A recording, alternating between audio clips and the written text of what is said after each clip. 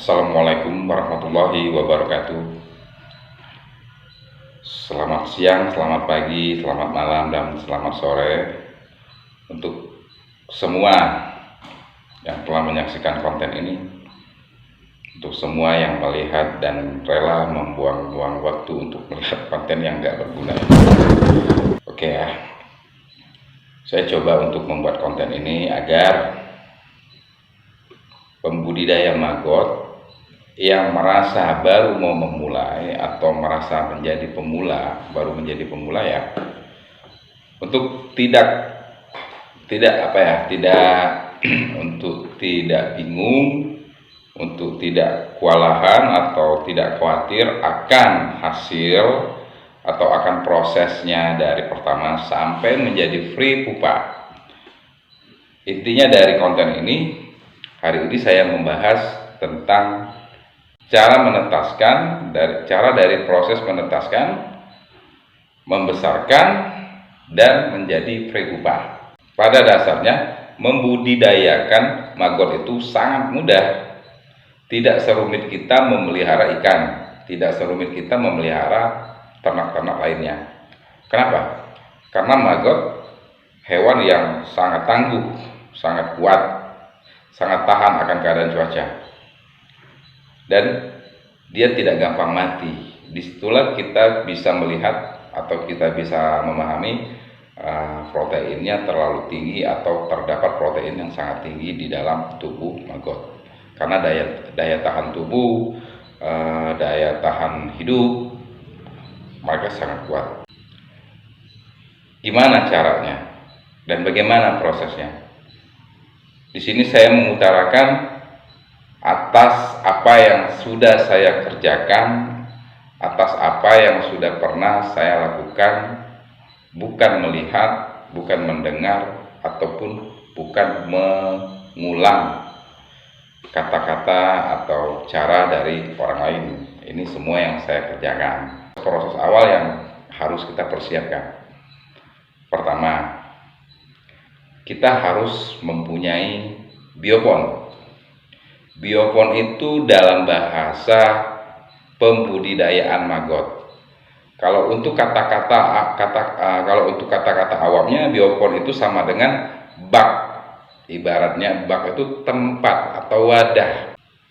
Lalu harusnya biopon itu dari apa dan bagaimana? Kalau biopon itu menurut saya ada yang terbaik, ada yang ala kadarnya, ada juga yang biasa-biasa aja. Itu pun tergantung pada tempat, pada kebutuhan, atau pada berapa banyak kita membudidayakan maggot itu sendiri. Kalau untuk skala ternak, umpamanya kita mau melihara itu hanya untuk ternak kita sendiri, pakan ternak kita sendiri, maka konsumsinya nggak terlalu banyak. Kita cukup membuat kotak kayu, dilapisin terpal, lalu kita jadikan wadah itu sebagai wadah pembesaran maggot. Itu tidak apa-apa dan bisa. Cuman akan ada kendala-kendala seperti maggotnya berlari karena dia dasarnya licin, tidak mengandung serapan. Ya, mau tidak mau akan ada sedikit kendala. Itu yang pertama. Yang kedua, bisa menggunakan kotak yang sudah terbuat dari plastik yang sering dijual atau digunakan orang-orang untuk seperti kotak hasil panen karet. Itu pun bisa bagus, sesuai kebutuhan, tidak masalah. Tapi di sini saya selalu menyarankan kepada orang yang suka bertanya atau ingin belajar, itu saya selalu menyarankan yang terbaik, terbuat dari semen. Kalau kita hitung-hitung biaya itu ya sama aja, tetap sama. Kalau kita bikin kotak itu dari semen, kita cuma membutuhkan semen paling 1 kilo. untuk kapasitas kotak 1 meter kali 1 meter. Terus pasir paling banyak 1 ember atau sampai 2 ember. Lalu batako atau boleh kita mal pinggirnya. Pokoknya terserah. Tergantung kebutuhan dan tergantung ide kreativitas masing-masing. Jadi itu untuk peralatan yang harus kita gunakan. Berapa hari proses telur maggot itu menetas? Proses telur maggot itu menetas setelah kita letakkan kepada media penetasan. Itu kalau dari pertama panen, kita ambil dari kandang lalatnya. Nah, terus kapasitas waktu menetasnya itu 3 hari. Itu waktu yang normal 3 hari. Bahkan ada yang 2 hari. Waktu normalnya 3 hari. Jadi nggak perlu lama-lama menunggu telur maggot menetas. Nah, sekarang ada lagi. Adakah telur maggot yang tidak bisa menetas? Bisa nggak telur maggot itu tidak menetas? Bisa. Telur maggot yang tidak menetas karena telurnya lembab atau basah. Apabila kita meletakkan penetasan itu menggunakan tempat yang salah, atau media atau bahan atau apapun itu yang mengandung resapan air, udah pasti telurnya akan membusuk karena basah atau lembab. Terus baiknya gimana? Ya sebaiknya telur itu diusahakan tetap kering. Dan jadi kalau dia kering, dia dengan cepatnya menetas. Bagaimana cara yang simpel? Ya, yang penting tidak basah. Itulah kesimpulannya, tergantung kita masing-masing. Yang penting keadaan telur itu tidak basah. Apabila dia basah atau lembab, maka dia 50% bisa menetas, 50% dia tidak menetas. Untuk mengaplikasikannya atau untuk melaksanakannya itu tergantung kita masing-masing. Tidak perlu panik, tidak perlu bingung. Intinya telur maggot itu jangan sampai dalam keadaan basah atau kering. Prosesnya 4 hari. Nah, terus ini akan ada lagi nih proses-proses dari dia penetasan, terus menetas, setelah menetas dia pembesaran, setelah pembesaran dia pendewasaan, setelah pendewasaan dia menjadi prepupa. Oke, kita akan lihat langsung bagaimana prakteknya. Oke, saksikan. Oke, kita langsung aja ya. Di sini saya menggunakan media ampas tahu yang sudah saya peras agar media terlihat kering. Kenapa kering?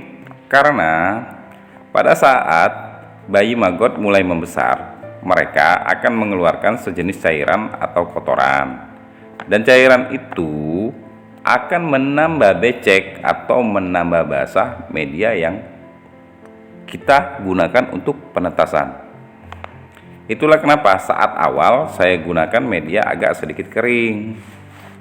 Alasannya untuk menghindari kepanikan kita dari media basah atau media becek tersebut, agar bayi maggotnya tidak selalu kabur dan kita tetap enjoy, tenang melakukan budidaya maggot dengan santai dan tidak dalam keadaan panik.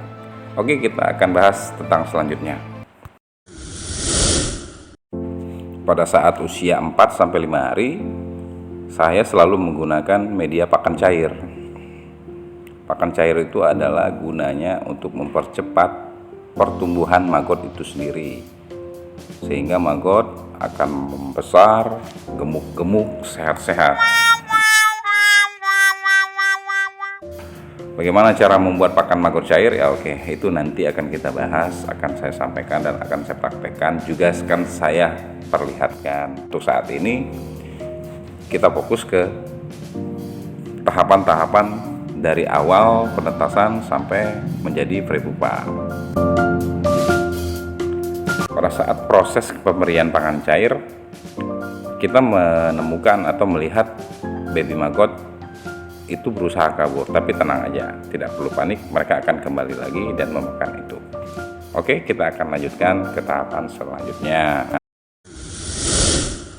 Setelah pakan cairnya habis atau mengering, saya selalu menggunakan pakan seperti pakan ampas tahu atau nasi. Gunanya ya untuk menambah karbohidrat mungkin ya, entah salah tak betul, kira-kira seperti itulah, agar menambah atau mempercepat proses dari maggot ke prepupa, juga menambah pertumbuhan atau bobot maggot itu sendiri menjadi bobot yang besar dan berat, sehingga akan menghasilkan lalat-lalat super, lalat yang besar yang menghasilkan telur yang banyak pula.